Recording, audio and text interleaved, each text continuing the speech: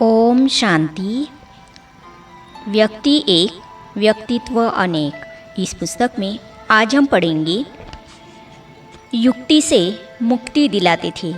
इस विषय पर शक्तिनगर की ही और एक कन्या ब्रह्मा कुमारी लवली बहन भाई साहब ने कैसे उसका मार्गदर्शन किया, उस अनुभव को इस तरह व्यक्त कर रही है। तो चलिए आज हम इसे पढ़ते हैं। कुछ समय बाद दीदी ने मुझे बुलाकर कहा कि फलाने सेंटर पर अभी कन्याओं की ज़रूरत है, आप कुछ दिन के लिए वहाँ जाओगे क्या? अपने पिताजी से पूछो, अगर छुट्टी मिले तो चले जाना। मैंने कहा मैं उनसे कहूँगी और छुट्टी लेकर आऊँगी। फिर मैं भाई साहब के पास गई और कहा, भाई साहब, दीदी ऐसे कहती है, मैं अपने फादर से कैसे पूछूं? भाई साहब ने कहा, तुम यह नहीं बोलो कि मैं सेंटर पर रहने जा रही हूँ, यह कहो कि वहाँ फलाने सेंटर पर नक्शा बनाने की सेवा है, यहाँ रहकर करूँ तो ज़्यादा समय लगेगा, इसीलिए वहाँ जाकर जल्दी से जल्दी काम पूरा करके आऊँगी। मैंने वैसे ही पिताजी से कहा कि फलाने स्थान पर एक सुंदर सेंटर बन रहा है, वहाँ का नक्शा बनाने का भाग्य मुझे मिल रहा है, आप मुझे छुट्टी दे दो। पिताजी ने छुट्टी दे दी। वहाँ सेवा करते करते 1 महीना बीत गया। फिर दीदी ने कहा, आपको यहाँ आए महीना हो गया, आपके पिताजी परेशान हो गए होंगे, आप एक बार घर होकर आओ। मैंने कहा, नहीं दीदी, उनको पता है कि यहाँ सेवा है, वे कुछ नहीं कहेंगे। लेकिन दीदी ने कहा, नहीं नहीं, आप एक बार कुछ दिन जाकर आओ, बाद में देखेंगे। घर आए 3 दिन ही हुए थे कि भाई साहब का फ़ोन आया कि एक नया सेंटर बनाना है, वहाँ का नक्शा बनाना है। अगले दिन चक्रधारी दीदी का फ़ोन आया कि भाई साहब आपको याद कर रहे हैं, आप आ जाओ। भाई साहब का लक्ष्य यह होता था कि जब किसी कन्या ने निर्णय ले लिया है कि मुझे सेंटर पर ही रहना है, तो ऐसी कन्या को ज़्यादा दिन घर में नहीं रहने देना है, उसको घर के वातावरण के प्रभाव में आने नहीं देना है, उसको सदैव सेंटर के वातावरण में ही रहना है। इसीलिए वे चक्रधारी दीदी को बार बार कहते थे कि उस कन्या को आप बुला लो, उससे जल्दी से जल्दी नक्शा बनवाना है। मैं सेंटर पर जाने लगी तो पिताजी वही आंगन में खड़े थे और बोलने लगे कि मुझे पता है तुम्हारी बहन भी चली गई और तुम भी वही चली जाओगी। मैंने कहा, नहीं डैडी, ऐसा नहीं है, वहाँ नक्शा बनाने की सेवा है, सब आपको पूछते रहते हैं, आपके फादर क्या करते हैं, उनको यहाँ कभी बुलाओ, वे देखे तो सही कि उनकी बच्चियाँ क्या सेवा कर रही हैं, कितनी अच्छी सेवा कर रही हैं। इसीलिए आपको बीच बीच में हमें देखने के लिए आना चाहिए। वे चुप हो गए। भाई साहब हमें कहा करते थे कि आप लोगों को अपने माता पिता को ईश्वरीय विश्वविद्यालय से अवगत कराना चाहिए। उनकी बच्चियाँ जहाँ सेवा करती हैं वहाँ के बारे में उनको पता होना चाहिए। लेकिन हमारे पिताजी भाई साहब से तब मिले थे जब उनके मन में संस्था के बारे में विरोध था। उस भावना से वे सेंटर पर आए थे तो भाई साहब उनसे ऑफिशियल रूप में ही मिले थे। इसके कारण उनको भाई साहब के बारे में उतनी जानकारी नहीं हो पाई। अभी वो बाबा के रेगुलर स्टूडेंट थे। यज्ञ से, बहनों से और बाबा से बहुत प्यार है। इस रूप में वे भाई साहब से मिल नहीं पाए। अभी वो अफसोस करते हैं कि मेरे मन में क्यों उस समय विरोध था। सब उनसे कहते हैं कि आपने भाई साहब को मिस किया, वे आपको बहुत याद करते थे, आपका हालचाल पूछते थे। उनको बहुत फीलिंग आती है कि मैं उनसे मिल नहीं पाया। उन्होंने हम दोनों बहनों का समर्पण समारोह भी कराया। अभी 12-13 सालों से वे बाबा के पक्के बच्चे हैं और यज्ञ के सहयोगी हैं। भाई साहब ने मुझे सेवा करने की कई युक्तियाँ सिखाई। भाई साहब रात्रि क्लास में या अमृत वेले की क्लास में जब ज्ञान की धारा बहाते थे, तब उसको नोट कैसे करना है, कौन सी डायरी में लिखना है, मैंने यह सब तैयारी करके रखी थी।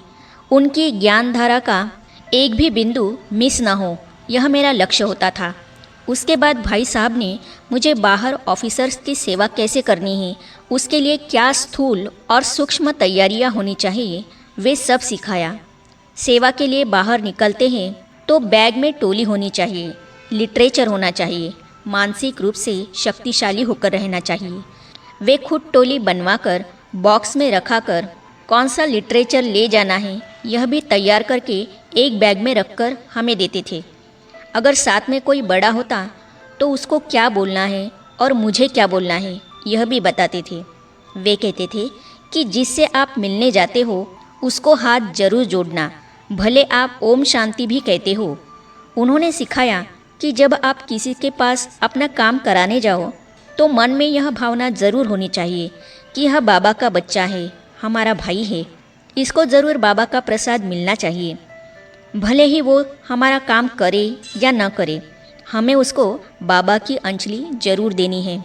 फिर कोई भी बाबा का काम कराने के लिए उस ऑफिसर की पीठ करे, पीठ करते समय उनसे किस तरह मिले, यह सब भाई साहब ने हमें सिखाया।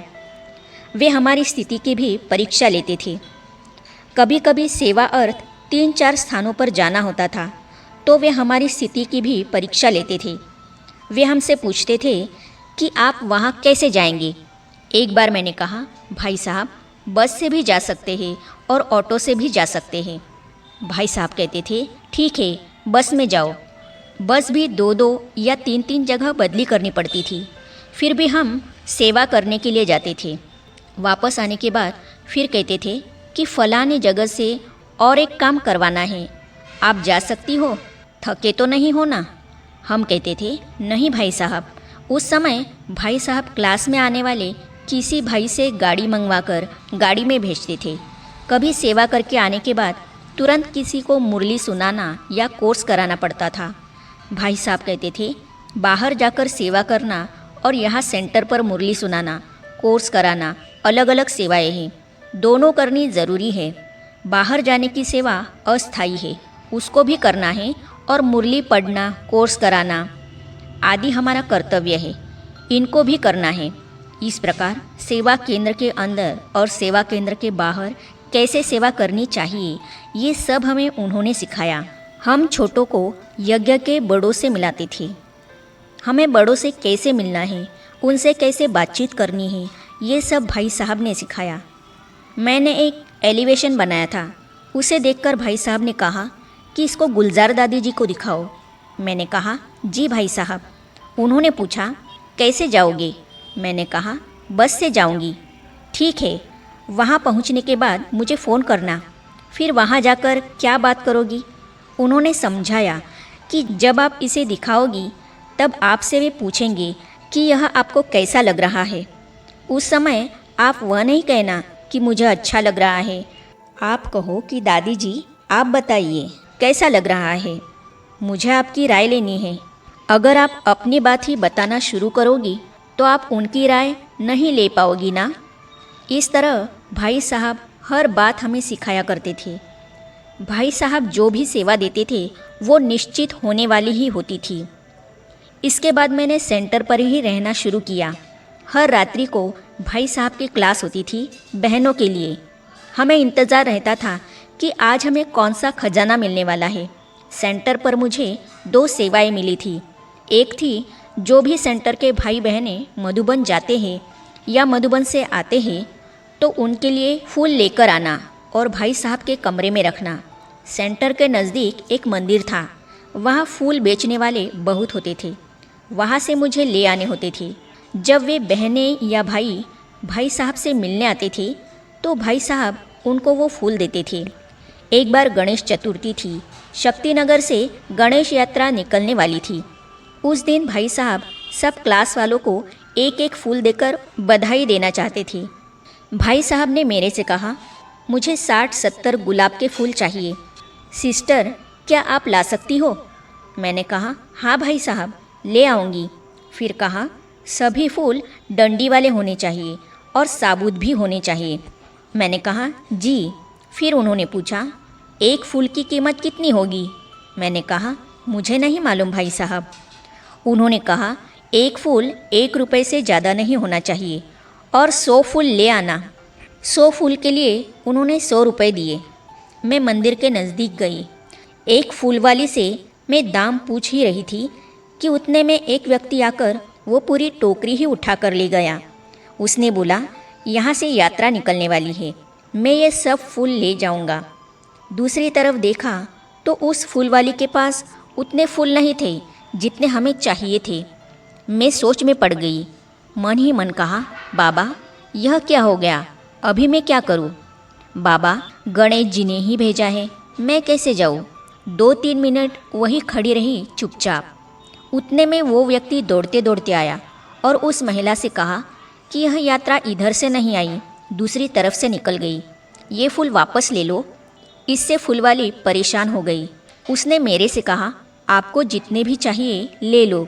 फिर मैंने अच्छे अच्छे फूल छांट कर ले लिए। इस घटना से मुझे यह निश्चय हुआ कि भाई साहब जो भी सेवा देते हैं वो निश्चित होने वाली है। वो कार्य पूर्व नियोजित है, हमें कोई चिंता करने या सोचने की दरकार नहीं। वो गणेश जी है, सिद्ध पुरुष है, उनका संकल्प सिद्ध होना ही है। बाबा के कार्य में उन्होंने कभी हार नहीं मानी, हर कार्य को सफल बनाकर ही दम लिया। हमें जो भी सेवा करने के लिए कहते थे उसके लिए 2-3 विकल्प भी देते थे। इससे नहीं हुआ तो ऐसे करना, इससे भी नहीं हुआ तो ऐसे करना। कैसे भी करके बाबा का कार्य सफल करना ही है, यह उनका लक्ष्य होता था। आगे हम पढ़ेंगे, छोटी छोटी बातों की ट्रेनिंग भी हमें देते थे। तो इन अनुभवों को हम पढ़ेंगे अगली कड़ी में। तो ये जानने और पढ़ने के लिए इस चैनल को सब्सक्राइब करने के साथ ही साइड में जो बेल आइकॉन है उसे भी क्लिक कीजिए, ताकि आने वाली सभी वीडियो और अब तक की सारी वीडियो आप तक पहुंचती रहेगी। ओम शांति।